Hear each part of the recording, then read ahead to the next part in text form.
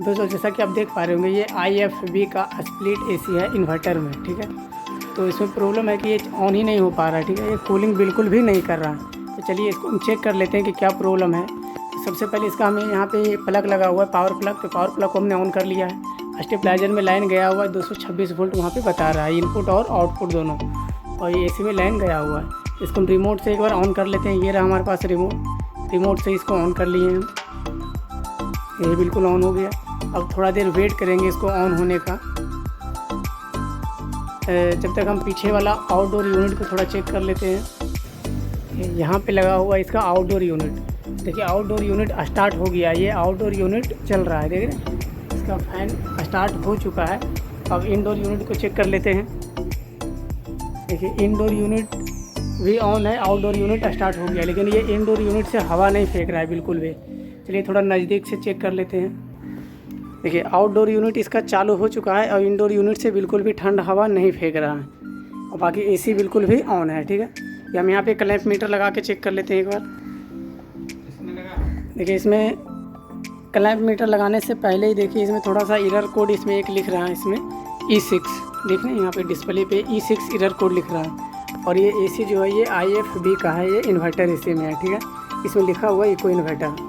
तो IFB का inverter इसमें लिख रहा है E6 एरर कोड। इसका मतलब है इसका जो ब्लोवर फैन मोटर है, ये जो अंदर ब्लोवर फैन मोटर लगा हुआ है, ये चल नहीं रहा है, ये वर्क नहीं कर रहा है, ठीक है। तो ब्लोवर मोटर नहीं चलने के कारण से यहाँ पे E6 एरर कोड लिख दे रहा है। तो दोस्तों इन्वर्टर AC में ये एक प्रॉब्लम तो समझ में आया कि एरर कोड इस पर लिख दे रहा है E6। तो आप E6 का मतलब समझ गए होंगे कि अगर IFB का आपका इन्वर्टर AC है, उसमें E6 का मतलब होता है कि फ़ैन मोटर नहीं चल रहा है, अंदर वाला जो ब्लोवर फैन मोटर होता है इंडोर यूनिट का, ठीक है। तो चलिए हम इसको खोल करके एक बार चेक कर लेते हैं कि ये ब्लोवर मोटर क्यों नहीं चल रहा है। ब्लोवर मोटर ख़राब है या PCB इसको करंट नहीं दे रहा है, ठीक है। तो चलिए एक बार इसको हम खोल करके चेक करते हैं। जब तक आप हमारे साथ बने रहें। अगर आप हमारे चैनल पर नए हैं तो चैनल को सब्सक्राइब भी कर लें, बेल आइकन को प्रेस कर लें, ठीक है दोस्तों।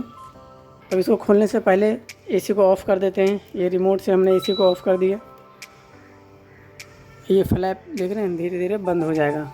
जब फ्लैप बंद हो जाएगा तो हम इसका स्विच जो है वहाँ से ऑफ़ कर देंगे। ये इसका स्विच को ऑफ़ कर दिए। प्लग को यहाँ से रिमूव कर लेंगे। प्लग हमने निकाल दिया है।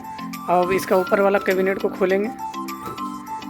स्क्रू ड्राइवर की मदद से जितने भी स्क्रू लगे हुए हैं सभी स्क्रू को खोल करके ब्लोवर मोटर इसका चेक करेंगे। तो सबसे पहले इसका कैबिनेट को खोल लेते हैं।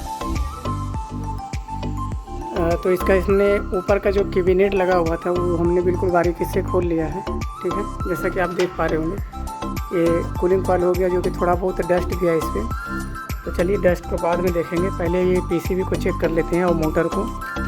तो जैसा कि इसमें देख पा रहे हैं कि इसमें चूहा वायर को काटे हुए है, ठीक है। देख रहे हैं यहाँ पे ये चूहा वायर को काटे हुए है। तो हम इसको मोटर को खोल करके एक बार चेक करते हैं मोटर सही है या मोटर भी ख़राब हुआ है।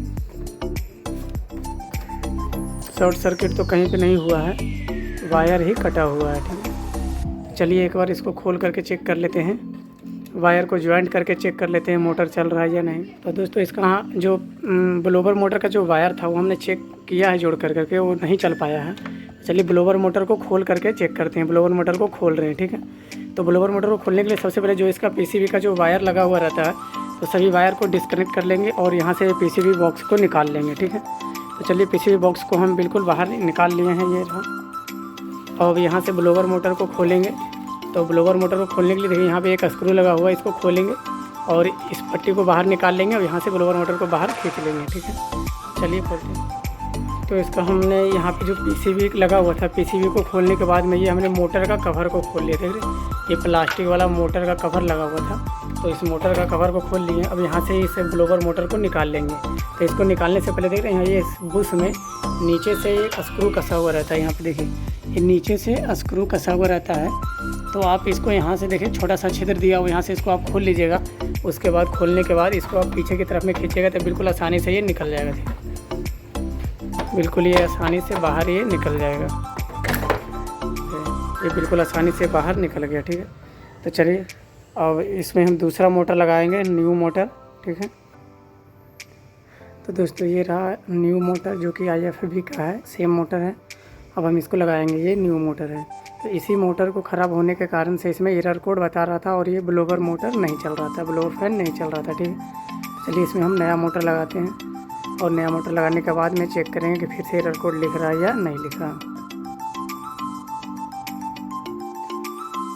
तो इसमें जो नया मोटर लाए थे ब्लोवर का, जो नया मोटर था वो बिल्कुल भी सही तरीके से लग चुका है। और हम इसमें लाइन देते हैं और इसको चेक करते हैं कि फिर से एरर कोड लिख रहा है या नहीं लिख रहा है। चलिए यहाँ से हमने प्लग को ऑन कर लिया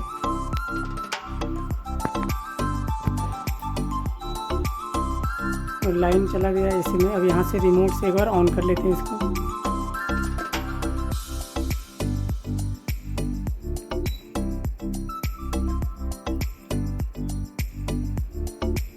अब इसमें जैसा कि आप देख पा रहे होंगे, इसमें कोई भी एरर कोड नहीं लिख रहा और इसका ये जो ब्लोअर फैन है वो बिल्कुल सही तरीके से काम कर रहा है, चल भी रहा है।